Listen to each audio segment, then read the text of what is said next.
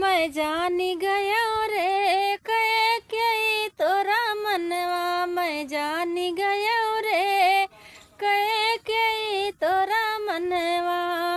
कहे के तोरा मनवा कहे के तोरा मनवा। कहे के तोरा मनवा कहे के तोरा मनवा। मैं जानी गया रे कहे के तोरा मनवा। केकरा के राज देबू केकरा के बनवा। केकरा के राज देबू केकरा के बनवा। केकरा से करबू तू लंका दहनवा।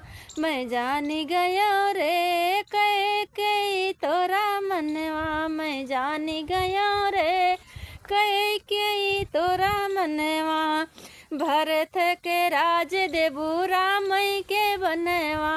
भरत के राज देबू राम के बनवा। राम के बनवा हो राम के बनवा।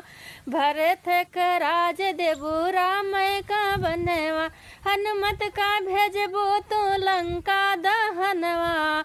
मैं जानी गया रे कहे के तोरा मनवा। मैं जानी गया रे कहे के तोरा मनवा। कौने माँ से राज देबू कौने माँ से बनवा। कौने माँ से राज देबू कौने माँ से बनवा। कौने माँ से बनवा हो कौने माँ से बनवा।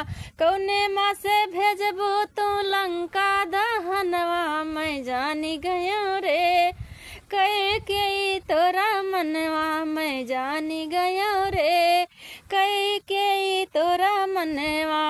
कुआर माँ से राज देबू कार्तिक माँ से बनवा। कुआर माँ से राज देबू कार्तिक माँ से बनवा। कार्तिक माँ से बनवा हो कार्तिक माँ से बनवा। कुआर माँ से राज देबू कार्तिक माँ से बनवा।